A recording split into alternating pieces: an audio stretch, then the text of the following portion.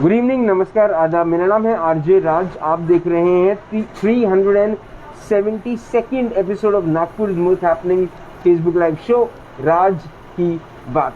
Shatabull Farms presents Raj Ki Baat in association with Kamath and Durukar Wealth Manager.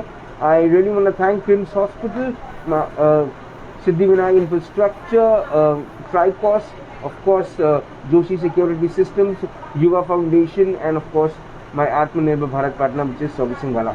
My outdoor partner is Gemini Outdoors, and a big thank you to Tirupati Urban Cooperative Bank. एक बड़ा important विषय आज मैं राज की बात पे करने वाला हूँ। ये विषय है ऑक्सीजन का, ये विषय है रेमडेसिविर की इंजेक्शन का, ये विषय है बेड्स का, और ये विषय है वैक्सीन का। मेरे साथ इस वक्त है नागपुर के जाने माने डॉक्टर, जो शायद 24 घंटे में से 1 घंटे भी अगर बराबर सो पा रहे हैं तो शायद वो भी बड़ा मुश्किल है। इस वक्त मेरे साथ हैं डॉक्टर VK उपाध्याय सर, नमस्कार। नमस्कार सर, बहुत बहुत धन्यवाद। इस कठिन घड़ी में आपने बड़ी कठिनाई से अपना वक्त निकाल कर हमको दिया। सर, सीधे सवाल पूछूंगा मैं आपसे। सर, इस वक्त ये जो पैनिक हुआ है नागपुर शहर में कोरोना वायरस को लेके, सर ये सेकेंड स्ट्रेन पहले वाले जो स्ट्रेन से उनसे अलग कैसे है? सबसे पहले तो जो नागपुर और जो पूरे इंडिया पे ये तो पैंडेमिक है, जो तकलीफ़ आई है, तो सब लोगों को यही कहूँगा कि इसका मुकाबला जो है वो सब लोगों को डट कर करना है, सब लोगों को मिलकर करना है जी। ये किसी सिर्फ डॉक्टर्स, पैरामेडिकल स्टाफ या कुछ और जो जुड़े हुए लोग हैं सिर्फ उनकी सिर्फ रिस्पॉन्सिबिलिटी नहीं है जी, ये हर एक सिटीजन की रिस्पॉन्सिबिलिटी है जी। दूसरी बात, आपका पहला क्वेश्चन ये था कि जो पुराना जो एक स्ट्रेन था और इस स्ट्रेन में फ़र्क क्या आया है।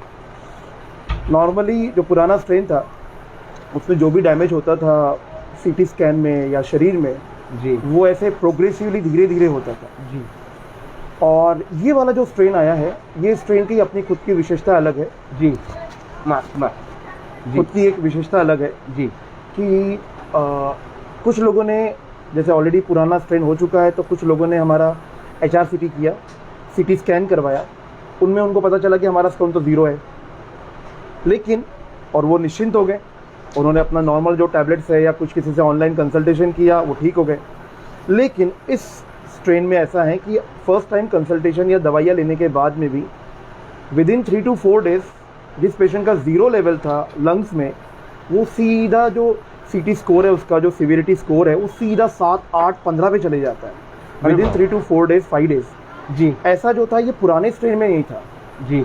इवन कुछ पेशेंट जो कि प्रॉपरली ट्रीटमेंट ले रहे हैं, सब कुछ चीज़ें ले रहे हैं, कुछ लोगों का जो निमोनिया था, जो उसमें हम कहते थे कि अगर कोविड में जो उनका एंटीबॉडी डेवलप हो चुके हैं, निमोनिया अगर ठीक हो चुका है, फिर भी कुछ लोगों में आज भी निमोनिया की जो सीवियरिटी की जो स्कोर है वो बढ़ रहा है। इस प्रकार से जो पहला जो वायरस था, जो स्ट्रेन था, और ये वाला जो स्ट्रेन है, ये थोड़ा सा चेंज है अभी, क्योंकि सिर्फ एक ही स्ट्रेन काम नहीं कर रहा है। लगभग आज म्यूटेशन के कारण लगभग 4 से 5 अलग अलग टाइप के स्ट्रेन काम कर रहे हैं, तो ये हमारे लिए ज़्यादा डेंजरस है। सर, ये डेंजरस है, लेकिन डेंजरस के साथ साथ अगर हम व्यवस्थाएं भी देखें, सर प्रशासन पूरी तरीके से फेल हो गया है बेड्स की अवेलेबिलिटी को लेकर, ऑक्सीजन की अवेलेबिलिटी को लेकर। लेकिन सर, एज अ पेशेंट हमको किन चीज़ों का ध्यान रखना है? CT स्कैन कब करवाना है? हॉस्पिटल के लिए बेड कब ढूंढना है? हर किसी को हॉस्पिटल में एडमिट होना ज़रूरी है क्या? एक्चुअली क्या है, इसके पीछे भी एक रीज़न है। हमें प्रशासन ने हमेशा यही बचाया है कि कोरोना से बचना है। उन्होंने ये नहीं बताया कि कोरोना से आपको लड़ना है।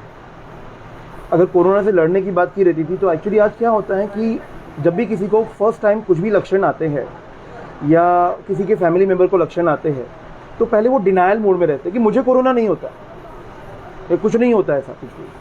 और बस इसी चीज़ के कारण किसी को ये लगता है कि मुझे ठंड लग के बुखार आ गया, हाँ नहीं, हल्का सा वायरल होगा, कुछ हल्का उसका बुखार होगा, कल मैं रात को ज़्यादा देर सो नहीं पाया, उसके कारण कुछ बुखार आ गया, पानी में गीला हो गया, उसके कारण बुखार आ गया, कल धूप बहुत ज़्यादा थी, उसके कारण बुखार आ गया। तो ये जो हमारी जो टेंडेंसी है कि डिनायल मोड की, कि भैया मुझे नहीं हो सकता, ये सबसे बड़ा एक आज की तारीख में है। अगर आपको कुछ भी लक्षण उत्पन्न हो रहे हैं, कुछ भी लक्षण उत्पन्न हो रहे हैं, जो हमको बताया गया है कि सर्दी है, खांसी है, बुखार है, ये तो नॉर्मल लक्षण हो गए। लेकिन आजकल पेशेंट आ रहा है, पेशेंट डायरिया के साथ में आ रहा है, लूज मोशन के साथ में आ रहा है, पेशेंट वॉमिटिंग के साथ में आ रहा है, पेशेंट जो आ रहा है पैरों में जलन हो रही है उसके साथ में आ रहा है, ये कोई सिम्टम नहीं है। पेशेंट सिर्फ हाई लो बीपी के साथ में आ रहा है और कोई तकलीफ नहीं है, बुखार भी नहीं आया सर, ये भी कोरोना के ही सिम्टम्स है। हेडेक लेके आ रहा है पेशेंट, ये भी कोरोना के ही सिम्टम्स है। मतलब अगर आज की तारीख में अगर आप हेल्दी नहीं हो किसी भी कारण से, तो अगर आपने जो आपका फैमिली डॉक्टर है उसको एक बार कंसल्ट कर लिया तो उसमें कोई दो राय नहीं है। पेशेंट कैसे क्या आज खुद होके, कुछ पर्सन जो है वो खुद होके अपने टेस्ट करवा ले हैं। ज़्यादा अवेयरनेस भी घातक हो सकती है शरीर के लिए, लेकिन कुछ अवेयरनेस हमें चाहिए कि हल्का सा बुखार या हल्की सी सर्दी खांसी या पैरों में जलन होना, नॉर्मली कहीं पे दर्द होना भी कोरोना हो सकता है, और उसके लिए आपके डॉक्टर के पास में कोई जल्द से जल्द जाना चाहिए। दूसरा, लोग सोचते हैं कि जो मास्क जो पहनना है वो हमें घर पे नहीं पहनना है, तो लोग ऐसे हैं कि वो लोग घर पे भी एटलीस्ट मास्क पहनने की आदत डाले, जो सोशल डिस्टेंसिंग है वो अपने फैमिली मेम्बर के साथ में भी निभाए, तो इस जो कंडीशन है उसको हम थोड़ा बहुत रोक सकते हैं। हमें आज भी देखा है कि मार्केट में कई लोग हैं दुकान में बैठे रहते हैं और बिना मास्क के बैठे रहते हैं, बहुत सारी चीज़ें। तो ये इसके लिए सबसे बड़ा एक लापरवाही जो है कि सब कुछ चलता है, ये सब कुछ नहीं चलेगा, है ना। एक स्ट्रिक्ट फादर की तरह जो हमारा एडमिनिस्ट्रेशन है, जो गवर्नमेंट है, उन्होंने कुछ तो भी हम पे स्ट्रिक्ट एक्शंस जो होता है। कभी क्या होता है, बच्चे होते हैं छोटे बच्चे, कभी कभार वो इंजेक्शन टीटी लगाने के लिए मना करते, कुछ घाव लग जाता तो पहले माँ बाप उसको बहुत प्यार से समझाते हैं, बेटा ले ले कुछ नहीं होता, दोबारा नहीं मानता है, वो रोने लगता है, कुछ और लगता है, फिर जोर से एक चपाट लगाते हैं। क्यों? क्योंकि उसको टिटेनस नहीं होना चाहिए आगे चल के, जिसका कोई इलाज नहीं है जी, ठीक है ना। तो आज एडमिनिस्ट्रेशन को भी बेसिकली उसी प्रकार से माँ बाप के लिए काम करना चाहिए, माँ बाप के जैसे काम करना चाहिए। तो सर ये जो बेड्स की बात है, बेड्स कम हैं, बेड्स नहीं के बराबर हैं, सर क्या होम केयर पॉसिबल नहीं है? क्या हॉस्पिटल जाना ही ज़रूरी है? होम केयर पॉसिबल है, ऐसा नहीं है कि होम केयर पॉसिबल नहीं है, क्योंकि हम जितने भी पेशेंट्स शायद मैं जो आज देख रहा हूँ, क्योंकि मेरा शायद नागपुर में ओपीडी क्लिनिक ही है और मैं अधिकतर पेशेंट्स को होम केयर पे देख रहा हूँ। तकलीफ़ से भी एक ही आ रही है कि हमें जो नॉन मेडिकल पर्सन है घर के, उनके साथ में हमको कन्वर्सेशन करना पड़ता है, सब कुछ चीज़ें करना पड़ता है।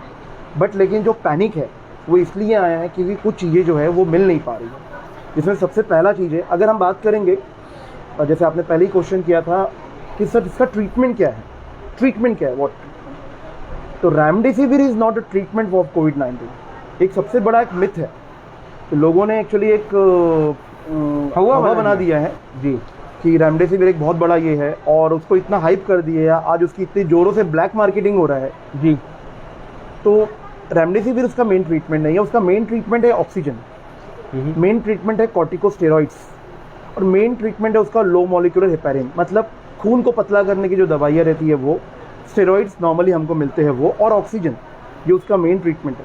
इसके अलावा कुछ लोकल जो सादे एंटीबायोटिक्स है जैसे कि एमॉक्सिसिलिन है और सिफिरोऑक्साइम है, जो बहुत इजीली लोगों को अवेलेबल है, उससे भी इसका ट्रीटमेंट हो जाता है। लेकिन क्या है कि लोगों के दिमाग में रेमडेसिविर घुस चुका है, जब कोई चीज़ घुस चुकी है तो उसकी ब्लैक मार्केटिंग बढ़ जाती है, बाकी चीज़ें हो जाती है, और आज रेमडेसिविर नहीं मिल रहा है करके लोग उसके कारण पैनिक में जा रहे हैं जी। मुझे लगभग रोजाना 150 से 200 फ़ोन आते हैं कि सर मुझे रेमडेसिविर चाहिए, अवेलेबल मार्केट में ही नहीं है, गवर्नमेंट ने उस पर रेशनिंग सिस्टम लगाया है। लेकिन मेरा एक गवर्नमेंट से सिर्फ एक ही अनुरोध ये है कि एटलीस्ट लोगों तक के ऑक्सीजन पहुंचाने का काम करें, उनको मिनिमम ऑक्सीजन तो चाहिए। अगर रेमडेसिविर के बारे में वो नया प्रोडक्शन आ रहा है, कुछ चीज़ें आ रही है, लेकिन तब तक के, क्योंकि मैं लगभग 1 महीने से थोड़ा सा रिसर्च कर रहा हूँ कुछ चीज़ों पे कि विदाउट रेमडेसिविर पेशेंट ठीक हो सकता है क्या, और आपको मैं जानकर मुझे बहुत खुशी होगी कि मेरे कुछ पेशेंट्स जो कि बेचारे बहुत पुअर क्लास के, जो रेमडेसिविर को अफोर्ड नहीं कर पाते, जिनका स्कोर 25 में से 22 था, जिनका स्कोर 25 में से 23 था, वो पेशेंट विदाउट रेमडेसिविर घर पे, होम केयर पे, ऑक्सीजन पे ठीक हुए हैं बिल्कुल पेशेंट्स। अगर आप चाहोगे तो मैं दोनों के नंबर्स भी आपको दे सकता हूँ, प्रोवाइड कर सकता हूँ, पूरे नागपुर के लोगों को जिसको भी उनसे अगर फ़ोन पे बात करना हो तो वो बात कर सकते हैं। इसके पीछे एक रीज़न था, मेरे खुद के भैया जो है वो US FDA में है, तो उन्होंने मुझे कहा था कि US जल्दी ही रेमडेसिविर को वहाँ पे बैन करने जा रहा है, इसके लिए कोविड-19 के ट्रीटमेंट के लिए। अच्छा। हाँ, और उन्होंने यही सजेशन दिया है कि इसके लिए आप सिफिरोऑक्साइम करके जो छोटा सा मॉलिक्यूल है, या एमॉक्सिसिलिन करके जो एक मॉलिक्यूल है, वो आप यूज़ कीजिए इंस्टेड ऑफ रेमडेसिविर। रेमडेसिविर का कॉस्ट 3,000 4,000 है और एमॉक्सिसिलिन इंजेक्शन का कॉस्ट है 175 या 120 रुपीज़। ओके। सेफिरोक्सेम इंजेक्शन का कॉस्ट है 75 रुपीज़। अफोर्डेबिलिटी भी है, अच्छा खासा भी है। तो ये मैंने उसका ऑलरेडी डाटा कलेक्शन किया है मेरे पास में जो पेशेंट्स है, लेकिन हमें क्या है, 2 ग्रुप करने पड़े। एक प्लासिबो ग्रुप है। प्लासिबो का मतलब होता है कि पेशेंट्स को न बताए कि ये रेमडेसिविर नहीं है, और दूसरे ग्रुप को ये बताया कि रेमडेसिविर ऑलरेडी है बता के। तो ऐसे 2 ग्रुप बना के जो उनका छोटा सा मैंने किया, उसमें ये 2 पेशेंट जो है प्लासिबो ग्रुप से जो है बिल्कुल अच्छे खासे रिजल्ट के साथ में बाहर आए हैं। तो remdesivir is not the only option. जैसे मैं मैंने एग्जाम्पल दिया था, एक और मेरा एक इंटरव्यू था छोटा सा, तो मैंने कहा था ये जो कोरोना का जो युद्ध है एक प्रकार से महाभारत है। जब महाभारत की बात आती है तो 2 लोग आते हैं, एक कौरव होते हैं, एक पांडव होते हैं। तो पांडवों की बात आती है तो उसमें एक ही पर्सन आता है जिसको सब लोग पहचानते हैं, वो है अर्जुन। तो जो युद्ध चल रहा है हमारा कोरोना के साथ में, तो रेमडेसिविर जो है वो एक प्रकार से अर्जुन का काम कर रहा है कुछ हद तक है।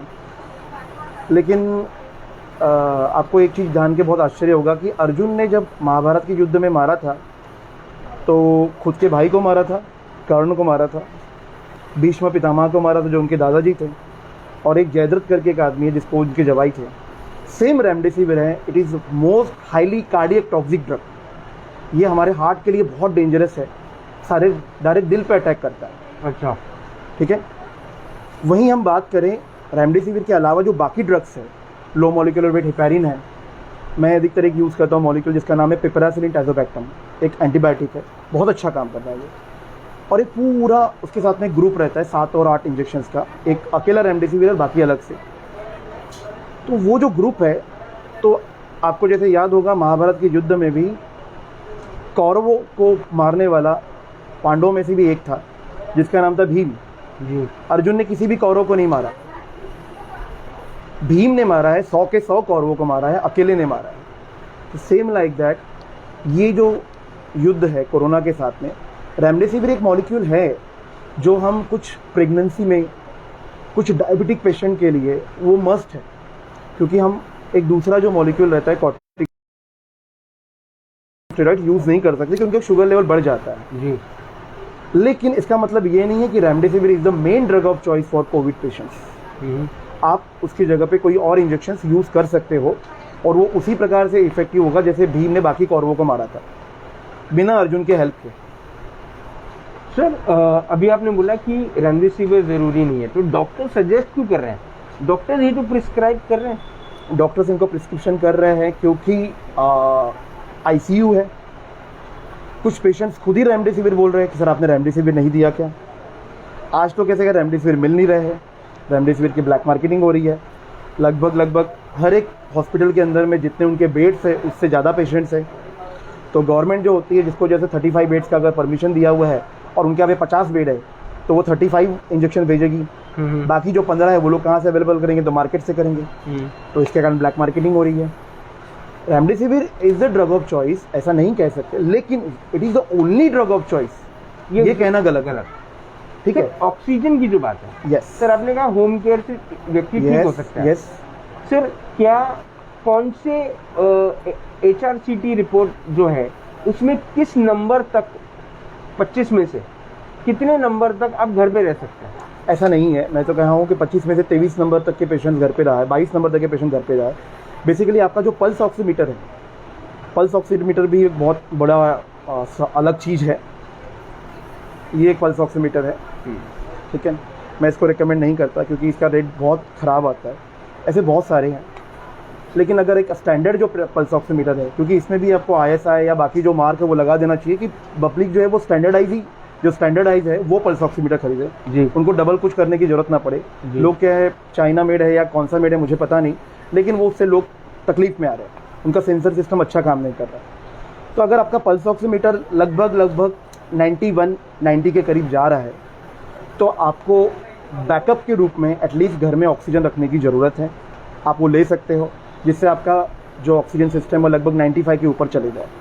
85 लेवल तक के हमारा बॉडी जो होता है वो सेफ रहता है हाइपोक्सिया के लिए, लेकिन 85 के नीचे हमारे जो ऑर्गन्स है वो ऑक्सीजन की कमी के कारण डैमेज होना शुरू हो जाते हैं। तो लगभग आपको जो लेवल है अपना 90 के ऊपर रखने का है। अगर आपका लेवल 90 से नीचे जा रहा है, अगर आपका लेवल 94 से नीचे जा रहा है, तो आप थोड़ा सा अलार्म बजाना चालू कर दीजिए कि आपको डॉक्टर से कंसल्ट करना है। अभी भी कुछ पेशेंट मेरे पास में ऐसे आ रहे हैं जिन्होंने ना कोविड की रिपोर्ट करवाई है, ना उन्होंने CT स्कैन कराया है, और उनका डायरेक्ट जो पल्स ऑक्सीमीटर सीधा 92 दिखता है, 91 दिखता है। तो ये जो चीज़ है कि हर घर में एक अच्छा पल्स ऑक्सीमीटर होना चाहिए, और लेकिन स्टैंडर्डाइज होना चाहिए। इसके लिए कुछ ना कुछ एक नियम जो है वो गवर्नमेंट ने भी तय करने चाहिए, क्योंकि मेरे 2-3 पेशेंट्स को इसके कारण हार्ट अटैक आ चुका है। अरे बाबा। क्योंकि वो जो रीडिंग बता रहा था, मैंने एक पेशेंट को एडमिट किया था, हमारे यहाँ की ट्रस्टी है कक्कड़ जी, पिछले साल की बात है, पिछले इसमें। तो मैंने उनको देखा, बिल्कुल नॉर्मल था, 95 सेचुरेशन था, 96 सेचुरेशन था। उनको कहा कि नहीं अंकल, आपको कोई एडमिट होने की ज़रूरत नहीं है। फिर उनका मुझे रात में फ़ोन आया कि सर सेचुरेशन 65 बता रहा है। तो मैंने कहा अंकल जी आप कुछ मत कीजिए, पहले आप एडमिट हो जाइए, क्योंकि आपको वेंटिलेटर पे जाना पड़ सकता है। तो उनको मैंने रेडियंस हॉस्पिटल में एडमिट करवा दिया। डॉक्टर मनोज पुरोहित करके रेडियंस हॉस्पिटल के जो संचालक है, मेरे दोस्त है अच्छे, मैंने उनसे फ़ोन पे बात किया। तो उन्होंने मॉर्निंग में आके देखा, बोले सर बिल्कुल नॉर्मल है पेशेंट, 98 सेचुरेशन है। उसी पेशेंट का मुझे दोबारा फ़ोन आता है शाम को 4 बजे, बोले सर देखिए 65 बता रहा है। बोला मुझे आप व्हाट्सअप करके बताइए। तो पेशेंट ने मुझे व्हाट्सअप करके बताया।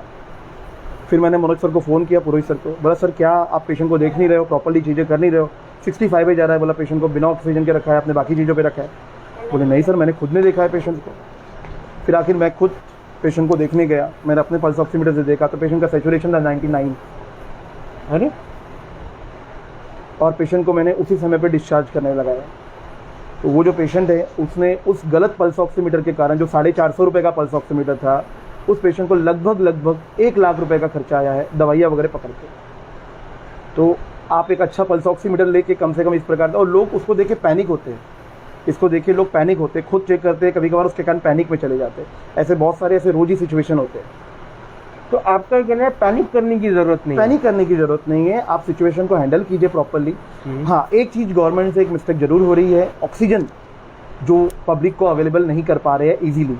मेरा कम से कम इतना ही कहने का है कि आप ऑक्सीजन प्लांट्स की, ऑक्सीजन की जो रिक्वायरमेंट है वो बढ़ाइए। एटलीस्ट जितने भी हमारे पॉलिटिशियंस हैं, अगर वो काम नहीं कर सकते हैं तो एक ऑक्सीजन कॉन्सेंट्रेटेड मशीन आती है जो खुद ऑक्सीजन बना सकती है, लगभग 5 से 7 लीटर तक के वो ऑक्सीजन बनाती है। तो जितने भी हमारी स्वयंसेवी संस्थाएं हैं, जो NGOs है, जो हमारे लीडर्स है, जो जिनको हम नेता कहते हैं, वो लोग एक कुछ 10-10 ऑक्सीजन कॉन्सेंट्रेटेड मशीन अपने इलाके में अवेलेबल करा दीजिए। बिल्कुल इजीली क्यों नहीं अवेलेबल होगा, अगर आपके पास में अवेलेबल है और आप लोगों को दीजिए, प्रॉपर्ली दीजिए। बहुत से कुछ लोग कर रहे हैं, मैं उनका नाम ऐसा लेना नहीं चाहूँगा, लेकिन बहुत से लोग कर रहे हैं। हमारे यहाँ पे भी जो नवरात्र हॉस्पिटल जो है, हमने भी कुछ 10 या 15 मशीन यहाँ पे अरेंज किया, जिन्होंने लोगों ने आके खुद डोनेट किया है। सभी की सभी मशीन्स लोगों के यहाँ पे गई हुई है। लेकिन अगर जितने भी हमारे जो लोकल छोटे मोटे जो कॉरपोरेटर्स है, जो बाकी जो लोग हैं, जो ऐसे लोग हैं जो कि दान देने में और बाकी काम करने में विश्वास रखते हैं, तो उन्होंने अगर इस वक्त में ऑक्सीजन कॉन्सेंट्रेटेड मशीन, जिसकी ज़रूरत आज हमें बहुत ज़्यादा है, ऑक्सीजन सिलेंडर की, तो वही ऑक्सीजन मशीन बहुत ईजी होती है, आप इजीली हैंडल करके इलेक्ट्रिक पे चल सकते हैं। उसका सिर्फ एक ही साइड इफेक्ट है कि उस मशीन में बैटरी नहीं होती। जब अगर इलेक्ट्रिसिटी जाती है या किसी कारण से कुछ तकलीफ होता है, तब ही अपने को बैकअप के लिए ऑक्सीजन सिलेंडर की ज़रूरत पड़ती है। अदरवाइज 5 से 7 लीटर तक के ईजिली ऑक्सीजन पेशेंट को मिलता है। तो ये एक अलग दूसरा ऑप्शन है कि आप ऑक्सीजन कॉन्सेंट्रेटेड मशीन जो है वो, अगर हम अकेले बात करेंगे तो बहुत तकलीफ होगा, लेकिन जो लोग भी कर सकते हैं, तो अगर हर किसी ने अपने एरिया के लिए कुछ ऐसा करने की सोची, कोई NGOs है, कुछ लोग हैं, कोई सोसाइटीज़ है कि भैया नहीं, हमारे यहाँ पे लगभग एक 30-40 फैमिली रहती है, कम से कम हमारे पास में 5 से 6 ऑक्सीजन कॉन्सेंट्रेटेड मशीन रहना चाहिए इस पैंडेमिक के समय पे। अगर हमें यूज़ नहीं आया तो किसी और को अवेलेबल हो सकता है, गरीब लोगों को दे सकते हैं, तो वो एक हम कर सकते हैं। सर आखिरी सवाल मेरा आपसे, सर लोगों ने इस कंडीशन में क्या खाना चाहिए और कैसे रहना चाहिए?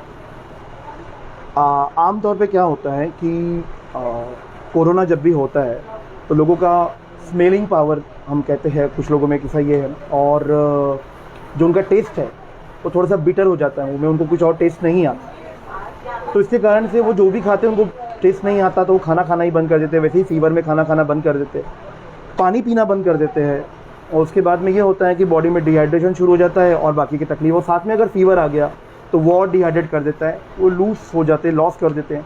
अल्टीमेटली जो है लीवर में, किडनी में कुछ ना कुछ चेंजेस आना शुरू हो जाते हैं। जब भी आपको ऐसा पता चले कि आपको कोरोना हो सकता है, किसी आपके फैमिली मेम्बर को हो गया ये आपको कुछ साइन एंड सिम्टम्स है। सबसे पहले एक ही कीजिए कि अपनी बॉडी को ज़्यादा से ज़्यादा हाइड्रेट रखें। बहुत ज़्यादा पानी पीने का है, जितना आप एंटीऑक्सीडेंट ले सकते हैं, जो भी फ्रूट्स है वो आप ले सकते हैं।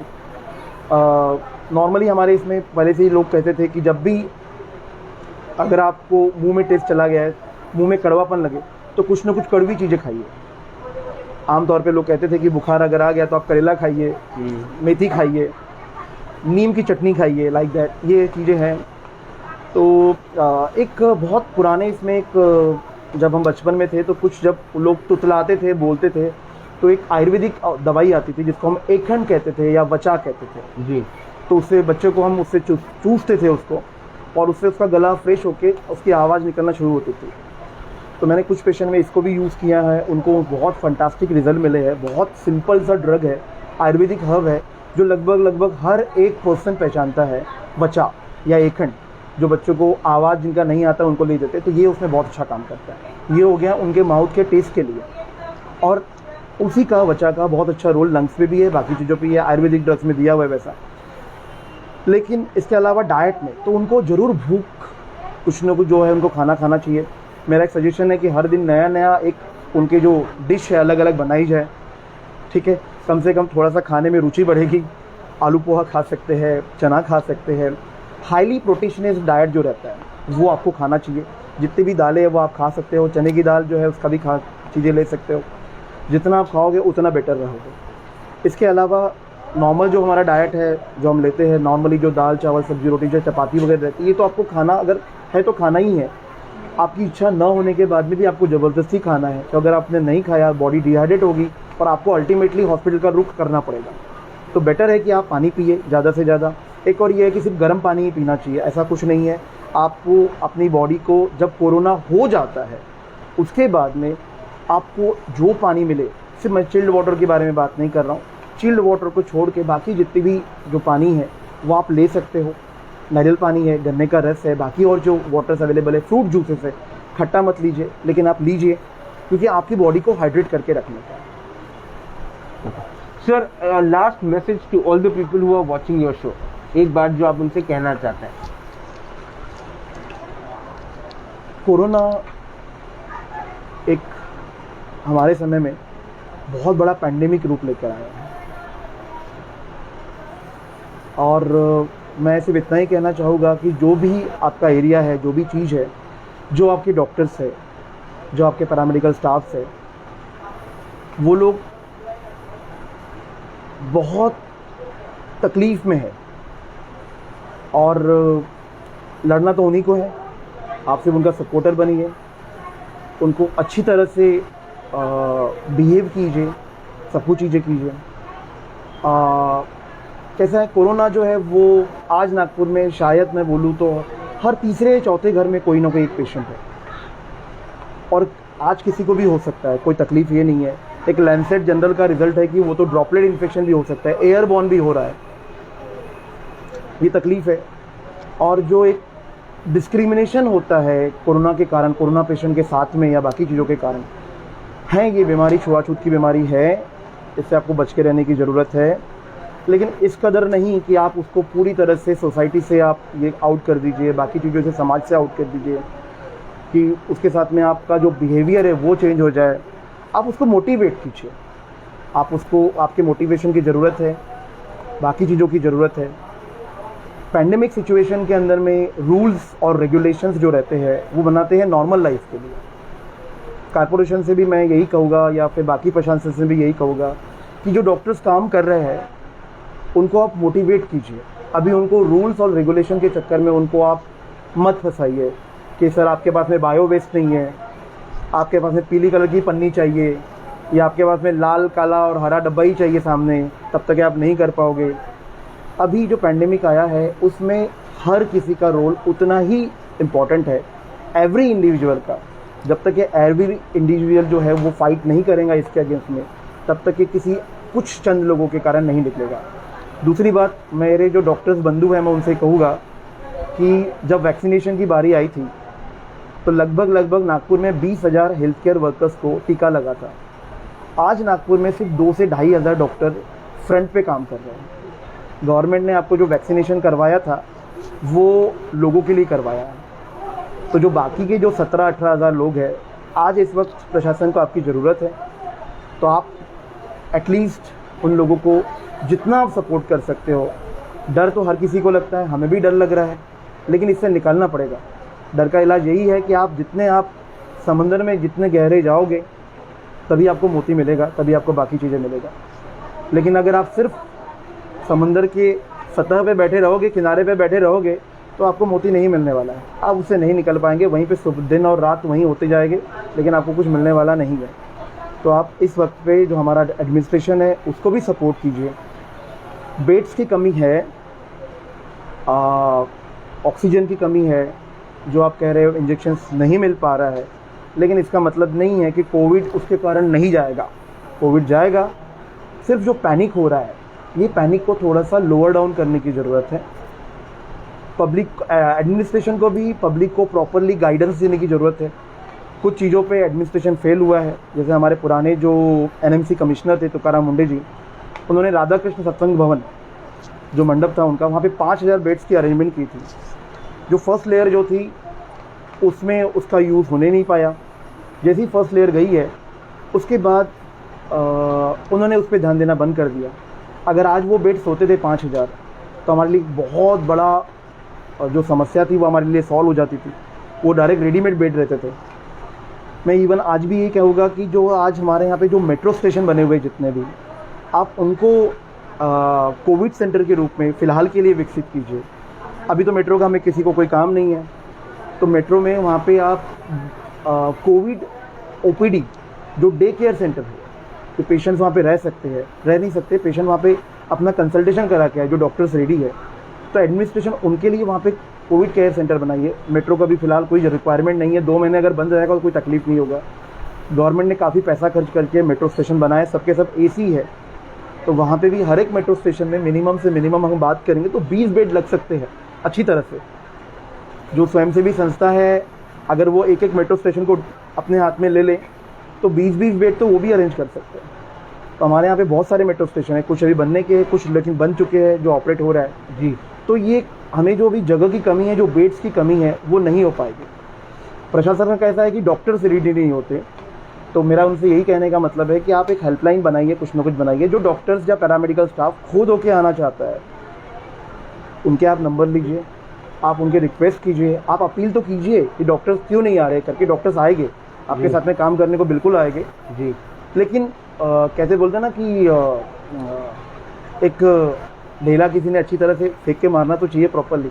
हो ये रहा है कि हर कोई बात कर रहा है लेकिन काम नहीं कर रहा है, और सिचुएशन जो है, जो भी भुगतभोगी है वो आम जनता है, डॉक्टर्स भी भुगत रहे हैं, सब कुछ चीज़ें हो रहा है।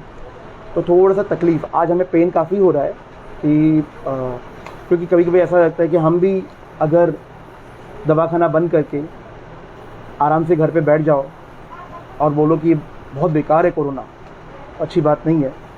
आज मुझे ठीक है, एक बिल्कुल एक सुकून है कि मोर देन 5000 पेशेंट्स या 6000 पेशेंट्स मैं अभी तक ठीक कर चुका हूँ, जो कि जिनका स्कोर नहीं के बराबर है, 0 से लेकर तो 23-24 तक के हैं। और प्राउड भी महसूस होता है, अच्छा भी लगता है। तकलीफ़ ये है कि हमारे फादर को हमने इस बीमारी के कारण खोया है। Sorry sir. जिस दिन हमारे फादर का फ्यूनरल था, मैंने फ्यूनरल से आने के बाद में भी 7 या 8 पेशेंट्स को घर पे देखा हूँ, और उनको ये वाले जो इंजेक्शन या बाकी सब कुछ चीज़ें उनका ट्रीटमेंट घर पे किया हूँ, जिसमें से 2 पेशेंट ANC थे फर्स्ट लेयर के अंदर में। तो उस समय तकलीफ़ यही थी कि उस चीज़ों से हमको निकलना है। तो मुझे एक अंदर में एग्रेशन भी था, बहुत सारी चीज़ें थी, लेकिन यही है कि ये मेरे अकेले की बात नहीं है। कोई मैं सुपरमैन नहीं हूँ, कोई बहुत सी चीज़ें नहीं, ना मेरा स्टाफ कोई सुपर वूमन और सुपरमैन है, जो बेचारे लगभग 12 से 13 घंटे 14 घंटे लगातार PPE किट पहन के काम कर रहे हैं, लगातार पूरे गीले हो जाते हैं अंदर से। सुबह नाश्ता करते हैं 7-8 बजे और डायरेक्ट सीधा शाम को 8-9 बजे पानी या बाकी कुछ पीते हैं। तो ये जो चीज़ें हैं, ये डराने वाली चीज़ें तो है, लेकिन कुछ लोग कर रहे हैं। तो मेरा कहने का मतलब है, जब कुछ लोग कर रहे हैं और कुछ लोग करना चालू कर दे और कुछ लोग करना चालू कर दे, तो निकल जाएगा। इस चीज़ों से हम निकल पाएंगे। गवर्नमेंट को, प्रशासन को अपने लेवल पे ऑक्सीजन कॉन्सेंट्रेटर मशीन, वेंटिलेटर्स जो रहते हैं, बाईपाइप वेंटिलेटर्स है, कुछ और है, इन चीज़ों का अरेंजमेंट करने का। कुछ ऐसे पीपल्स जो कि नॉन मेडिको है, और वो अगर स्वयंसेवा से वॉलंटियर के रूप में आना चाहते हैं तो उनके लिए बाकायदा आप ट्रेनिंग प्रोग्राम बनाइए, उनका वेंटिलेटर सब, ये सबके सब मैकेनिकल चीज़ें हैं, हर कोई सीख सकता है, सिर्फ किसी न किसी एक डॉक्टर्स का या किसी न किसी एक का गाइडेंस चाहिए बस। तो वैसे लोगों को लीजिए जो खुद आना चाहते हैं, तो ये समस्या ईजीली हैंडल हो पाएगी। लेकिन आज क्या हो रहा है कि पैरामेडिकल स्टाफ जो है वो सोच रहे कि हमारी रिस्पॉन्सिबिलिटी है, और जो अदर फैकल्टी के लोग हैं, लॉयर्स है, बाकी जो प्रोफेशंस है, वो शांत बैठे हैं। तो ये शांत बैठने का वक्त नहीं है, इट्स पैंडेमिक। आप जाग जाइए जल्द से जल्द। वो कहते थे ना, एक शोएब इलियासी का एक शो आता था पहले कि we can and we will make a difference. Thank you so much sir, thank you so much.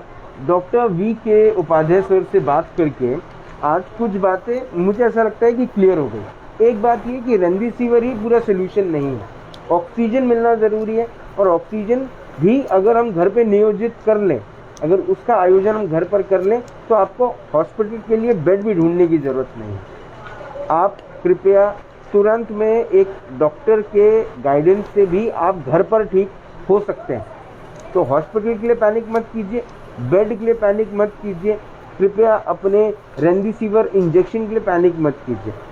और एक बात जो उन्होंने और कही कि अगर तुकाराम मुंडे जी वो 5000 बेड वाला हॉस्पिटल उस समय बना लेते और वो ऑपरेशनल आज होता, तो वाकई में नागपुर शहर में कई सारे लोगों की जान बच जाती। ये हमेशा आपको याद रखना पड़ेगा। सब मिलकर ही कोरोना को हरा पाएंगे। तो कोरोना से बचिए मत, कोरोना से लड़िए। और एक बात जो शायद डॉक्टर उपाध्याय कहकर हम ये शो खत्म करेंगे। जी सर। कोरोना की जो फर्स्ट लेयर आई थी वो आई थी सितंबर अगस्त में 2020 में। सेकेंड लेयर के बारे में हमारे जो कुछ गाइडेंस थे, हमारे ट्रस्टी थे, हम लोगों से बात होती तो हमने ऑलरेडी उनको कहा था कि 14 जनवरी के बाद में सेकेंड लेयर आ सकती है। एक और चीज़ है जो अभी आ सकती है, जो हम लोगों का एक अनुमान है, जो एक्सपेक्टेड रिजल्ट है, वो है कि इस बार वापस अगस्त और सितंबर में थर्ड लहर आ सकती है। तो मेरा कहने का है कि अगर आप लोग सेकेंड लेयर में ही संभल जाए तो हमें थर्ड लेयर की ज़रूरत नहीं पड़े। उसके लिए आप प्रॉपरली वैक्सीनेशन कीजिए, अच्छी तरह से वैक्सीनेशन कीजिए। वैक्सीनेशन करते समय पे भी प्रॉपर सोशल डिस्टेंसिंग का ध्यान रखें। ऐसा ना हो कि हमारे वैक्सीनेशन सेंटर जो सेंटर्स है वो कोरोना के बिग स्प्रेडर सेंटर बन जाए जी। तो वहाँ पे भी आप प्रॉपर एक चीज़ों का ध्यान रखिए। गवर्नमेंट से इतना ही कहना चाहूँगा कि जो वैक्सीनेशन जो है वो लगभग जो 25 ईयर्स के बिलो है या जो भी अभी एज ग्रुप बचे रह गए हैं, आप उनके लिए जल्द से जल्द शुरू करने का काम करें, जल्दी से जल्दी। तो हम जो आने वाला जो थर्ड लेयर जो हम एक्सपेक्ट कर रहे हैं अगस्त सितंबर का, वो उससे हम प्रॉपरली नागपुर को ही नहीं पूरे देश को, पूरी दुनिया को बचा पाए। धन्यवाद। Thank you so much sir.